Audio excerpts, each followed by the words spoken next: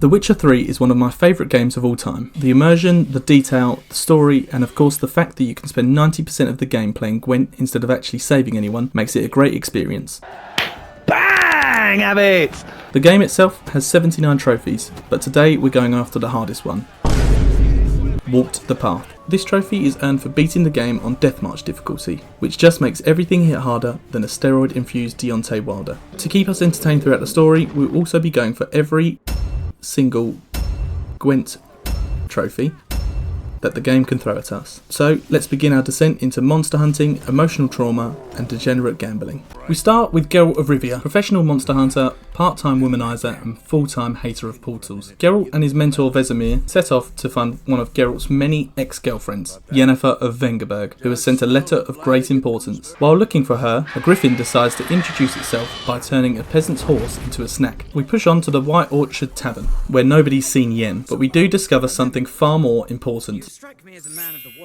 And like every Witcher 3 player, this is where our priorities immediately derail. Gwent is a simple game at its core. You build up a deck and get given 10 random cards from said deck, and you try to outscore your opponent while pretending it isn't pure, unfiltered RNG. One of the biggest trophies in the game is Card Collector, which is awarded for collecting all 120 cards in the base game. It's basically like Pokemon, but instead you're collecting tax-evading northern soldiers. Then we visit the Nilfgaardian garrison, or we try to, because Roach apparently woke up and chose violence today.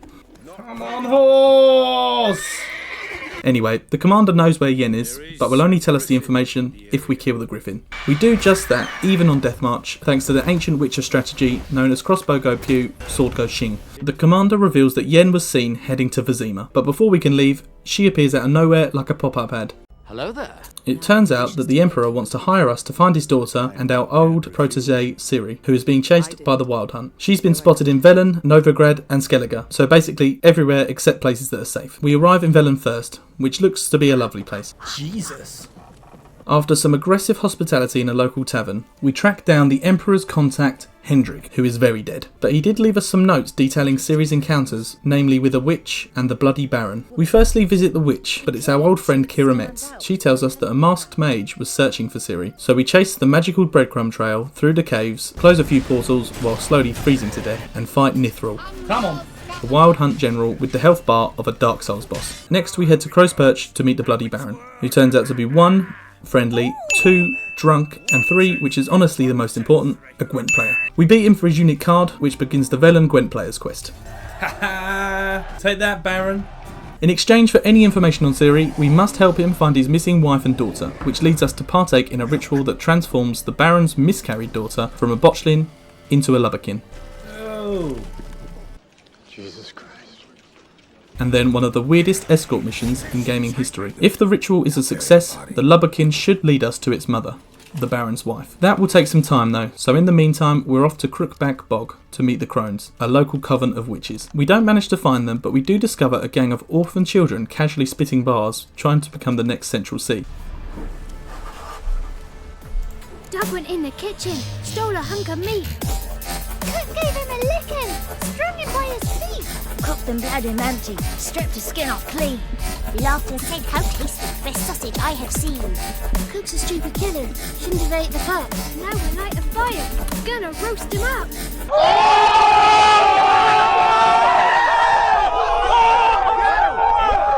One of the YGs mentioned that someone named Johnny might know a bit about Ciri, but Gran shuts the whole conversation down faster than Tesla stocks after Elon Musk makes a tweet. So we sneak around back and find a trail of prints leading deep into the bog until we discover a tiny burrow. A little blue creature with big eyes and an even bigger attitude pops out, a godling named Johnny. He is basically a feral smurf with a heart of gold. He tries to talk, but nothing comes out. Yep, someone's stolen his voice.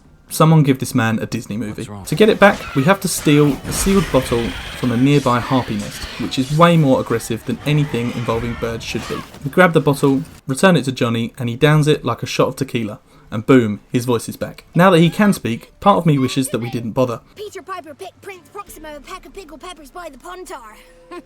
Shut the fuck up, dude. After his initial excitement, he does confirm that Ciri did stop by the swamp, but the crones definitely know more. He offers to vouch for us with Gran, since she doesn't like trusting strangers, in the hopes that we get an audience with the crones. Back in the orphan rapper village, Johnny sings Gran a little godling lullaby, and it works. Suddenly, she is much more willing to cooperate. She agrees to summon the ladies by talking to a creepy looking painting. You ever seen a grandma possessed by 3 witches? Well, buckle in, because yep, the painting begins to possess her. The crones speak through her with the energy of 3 aunties arguing over the last roast potato. They're not very helpful at first, and naturally, as with everything in this game, they want something in return first. Their request, go save the village of Downwarren from a giant, monstrous, murderous tree. Done. After solving that whole mess, the alderman pays the crone's price by slicing his ear off. Damn! Back at the crone's hut, we place the offering, and the witches finally reveal themselves. And wow, we have been catfished on a monumental scale. They tell us that they found Ciri, nursed her back to health, and treated her kindly, except what they really meant is that they were deciding whether to eat her or give her over to the WildHunt. Thankfully, Ciri escaped before they made a decision, and with that, the witches vanish, and we're left with more questions than answers. Back at Crow's Perch, we follow the lubberkin and get some useful information on the Baron's missing family. We learn that his wife was actually Gran from the Rapper village, and that his daughter Tamara is held up in Oxenfurt. So with that, we head to Oxenfurt to find her, and definitely not to feed our Gwent addiction. Nah, just kidding. We beat every Gwent player from the north to the south of the city. We even win the Yennefer Gwent card, which Geralt will definitely keep handy for later. Anyway, Tamara refuses to return home. I'm here to tell you right now, we don't care. So we take this news and our massive Gwent winnings back to the Baron. He reveals that Ciri saved him from a basilisk before heading off to Novigrad. With our leads in Velen exhausted, we can get back on Ciri's trail. But before we leave, we are interrupted by probably the ugliest man alive. This strange little creature is called Uma, and the Baron won him in a round of cards, and now he keeps him as the court jester. Similar to Velen, Novigrad is also a welcoming city. As we arrive, we are greeted by a public witch burning, because nothing says home sweet home like casual murder. We meet Triss Merigold, an old friend who sends us to an Aneromancer named Corrine. In a dream sequence that Inception wishes it wrote, we see Dandelion and a swallow representing Ciri, meaning that we must now rescue one of our favourite useless bards. At the Rosemarian time, an inn that Dandelion had recently inherited, a dwarf named Zoltan gives us a list of names of people who may be able to help us find the bard. They all speak of a mystery woman not named in the ledger, so we fall back to the old faithful, Gwent. And a lot of it. At this point, Novigrad basically becomes Vegas. We firstly bend Zoltan's little ass over in a 2-0 victory, before continuing to wipe out priests, merchants, and even a banker. Our last stop is a guy named Oliver. He can be located in the Kingfisher. Bollocks. Unfortunately, so can Priscilla. So back to the main story, I guess. She tells us that yes, Dandelion did drop by recently, and of course, he was planning something catastrophically stupid, a heist, which he has now been arrested for. He planned to rob Siggy Reuven's vault, and somehow Ciri got dragged into this plan too. We followed Dandelion's footsteps to an underground bathhouse, where Siggy Reuven supposedly operates. It turns out that Reuven is actually Sigismund Dijkstra, former head of Redanian intelligence. Basically James Bond, if James Bond was angry, bold, and allergic to shirts. Naturally, Dijkstra is fuming because his vault has been robbed, and even though we know exactly who stole his gold, we have to pretend that we don't, and play detective so that Dijkstra doesn't try to use our head as a decorative bathstone. Before pretending to do some serious detective work, once again, the real reason that we're here is Gwent, our one true calling, the main quest. Before we leave, we ask Dijkstra if he'd like to play a friendly round of cards, which in Witcher language means, I'm here to rob you worse than Ciri and Dandelion did. Dijkstra agrees because nobody can resist Geralt's yeah, let's play energy. It is here where we unlock our first trophy of the entire run, All In. You earn this trophy by playing 3 hero cards in one round and winning, which we pull off in glorious fashion. For beating him, we are also able to swipe his unique Thyssen card and add it to our growing card empire. Our first lead is a nobleman named Henkel, who signed into the bathhouse on the day of the heist despite having had a funeral a few weeks ago. We snoop through his abandoned house like we're auditioning for Witcher MTV Cribs, and we find clues, footprints, wine, letters, everything except the actual moral justification for Dandelion's life choices. We continue to pretend to help him by heading over to the Witch Hunter encampment to see Menga, but we secretly know that he has information on Dandelion. We fake turn in Triss, and she ends up getting tortured a bit. Whoops. But she does manage to get her own back though. Wait! So, turns out that we need Menga alive. But there is hope, because Novigrad has one very precious resource, Dopplers, or shapeshifters. As luck would have it, we know one personally, Dudu, professional identity thief and full-time anxiety machine. Problem is, he's in hiding, so we'll need something big, dramatic and impossible to ignore, something that will draw him out. So we head back to the Kingfisher to update Priscilla. She tells us that to lure Dudu out, we need to speak to him through something public, emotional, theatrical, a play, a message disguised as entertainment. Enter Madame Arena, queen of the Novigrad stage, and apparently the only person in this city with both common sense and empathy. She agrees to help immediately, because not only is she friends with Dudu, but she also knows a good dramatic hook when she sees one. Then comes the part that nobody warned us about. We actually have to perform in the play. Geralt of Rivea, the Butcher of Blaviken, Slayer of Monsters, now starring in a wholesome family theatre production in front of a live audience.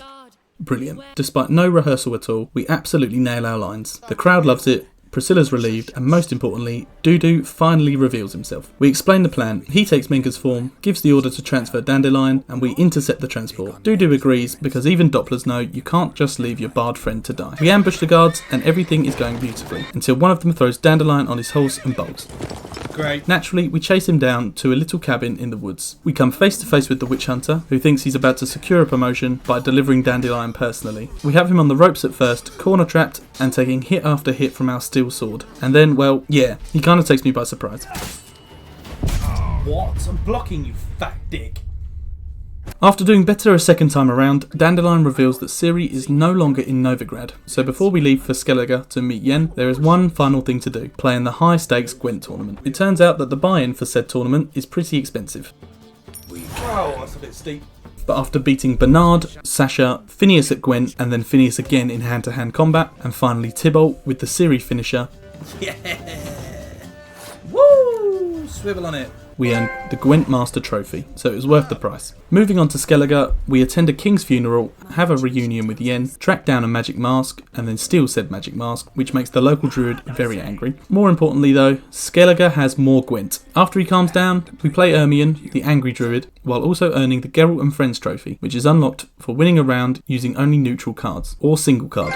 I literally only used Vesemir. Next is Crack on Crate, then Stewster, then Gremist after doing his weird alchemy apprenticeship side quest, and finally Madman Lugos. During our time in Novigrad, we had started a quest where Lambert, a fellow witcher, is trying to track down the murderer of his good friend. After helping him complete his quest, we are able to beat him in Gwent 2, which earns us the Triss card. Cheers buddy. By this point in the story, we're only missing a couple of cards. So we sweep every island, playing each NPC and purchasing cards where available, until on card number 117 out of 120, the card collector trophy pops early. I will never understand why, but we move. Our next destination is Lofoten, a quiet Skellige village that Ermion pointed us toward. When we start asking questions, the villagers tell us exactly what we wanted to hear. Ciri was here. Not only was she here, she was injured, and the only person who spoke to her at length was a young man named Skjal. Small problem though. He's dead. Not nice burial dead, no. Skjal is stuffed in the bottom of a mouldy well dead. We find him down there, and Geralt is already mentally preparing the "welp, I guess we're out of ideas" speech, but Yennefer gives us that look. The one where you know she's thinking something wildly unethical. She tells us that she has an idea and to drag Skjal's body up to the surface, and then she starts performing necromancy on the poor guy. Skjal, or Craven as he's known in the village, tells us everything. He found a wounded Ciri, half frozen and barely conscious. He took her in, cared for her, and after she regained her strength, he tried to protect her as best that he could from the WildHunt. And then he tells us one final detail, something he saw after Ciri fled, something strange. A creature, small, hunched, deformed, like a mix of goblin, a child, and a potato left outside in the rain, which reminds us of someone. Oh shit, no.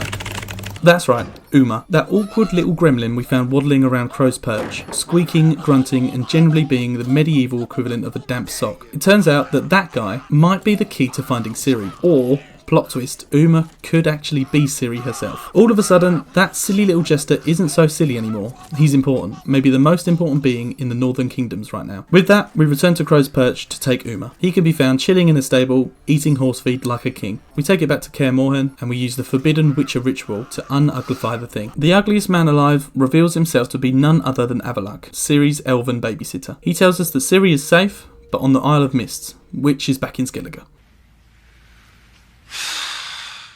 So we head back that way and navigate through the fog by following a wisp that Avallac'h had given to us. Deep in the isle, we come across a cottage and finally find the reason for this whole quest. Lifeless. I don't Not. Yeah, she's just sleeping or some shit. Back at Kaer Morhen, the old keep in the Hind of the Witchers, we are able to finally regroup. And this time, we're not alone. The allies that we have made throughout the journey have arrived in support. There's this calm before the storm atmosphere as everyone does their part, prepping the keep, reinforcing gates, setting up traps, sharpening blades that are already sharp enough that you could shave yourself. Even Lambert stops complaining for about 2 minutes. That's how you know the situation is serious. Then the temperature drops and the WildHunt arrives. The first clash is chaotic, brutal and relentless. Geralt, Ciri, Yen, Lambert, Eskel, everyone is fighting on all fronts. Portals begin to open and Dimeridian bombs are just as quickly closing them. It's the kind of battle where you don't even have time to think. You're just reacting, rolling, parrying, dropping Gwent every 3 seconds and praying that it holds. Little by little, things start to go tits up. The Hunt's numbers are overwhelming and their frost magic just keeps warping the battlefield against us. We are forced to retreat towards the main keep, our last line of defence. The courtyard becomes a blender of ice, shards, spectral knights and very stressed witches. We regroup inside Kaer Morhen's heart, thinking maybe, just maybe, we can hold the line here. That is until Imlerith makes his grand entrance. Imagine a linebacker. Now imagine that linebacker is 8 feet tall. Now give him armour forged in hell and a mace the size of a garden shed. That's Imlerith. The Witchers and our friends are all frozen in time, like they're training dummies. And then, the moment the game wants you to never forget, Imlerith kills Vesemir. Old Vesemir, mentor, father figure, grumpy uncle, professional advisor. He tries to protect Ciri while the Hunt is targeting her and he pays the ultimate price. Yeah, this causes Ciri to snap. She lets out a reality-bending scream. Time shatters, light bends, and the earth vibrates, which causes the WildHunt to literally retreat in fear. Following the Battle of Kaer Morhen, now that everyone has thawed out, of course Ciri wants to avenge Vesemir, which means hunting Imlerith. While Avalak sleeps, we sneak off to a Sabbath in Velen, where our target will apparently be in attendance. Unfortunately, to get to Imlerith, we need to go through those damn crones. My initial tactic was to mark the crones for death according to weight order, Get the fat bitch first. which doesn't go too well. No! Fuck! This is by far the hardest fight in the game thus far. These witches hit like absolute dump trucks and it's 3 against 1. We once again focus on priority number 1. Thankfully, Ciri is able to regen her health, which makes her kind of overpowered. After taking out Jabba the Hutt, we can focus on the other 2 scrawnier ones. With an absolute spam of the dash button, we are able to dismantle the Brewess and then the final remaining witch, the Wispess. Yes, come on. While this is happening, at the mountain's peak, Geralt comes face to face with Imlerith.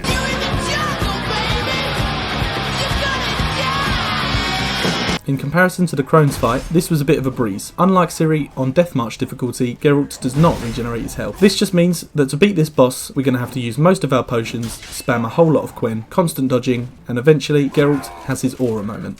Who told you to fight like this? The Witcher you slew.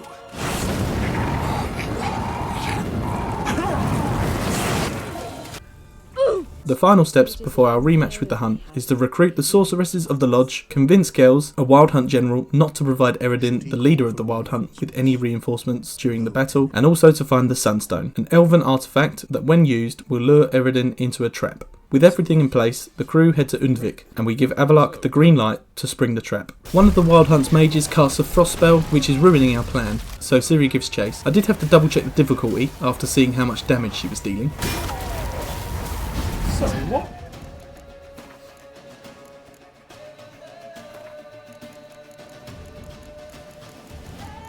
What the fuck? Why is she so overpowered? Eventually, we do find the mage responsible. Ciri absolutely obliterates him before he gets a lucky hit in and teleports her away. Then it was Geralt's turn. Not gonna lie, I did die a few times here because I got a bit overconfident. Once you learn his attack patterns, however, you'll notice that he doesn't actually melee. After you get his health bar low enough, he will start to spawn in ice elementals. Now I found these things to be quite annoying. That was until I figured out that Caranthia's attacks can damage his own elementals. Once I had him figured out, there wasn't much time left for him, and I guess he just gives up fighting. Yes! Got him! Then it was the final showdown with Eredin. Last time I played this game and fought him on Death March difficulty, which was around 2.5 years ago, it took me nearly 3 hours. But since then, I've managed to beat Dead Space without dying on Impossible mode, and also completed a permadeath run on Contagion mode in the Callisto Protocol. Games that are specifically designed to make people cry. So this time, I absolutely delete Eredin. Dodges immaculate, Quen automatic, and confidence through the roof. 7 short minutes later, Eredin is on the floor and we're off celebrating. Yes! Come on!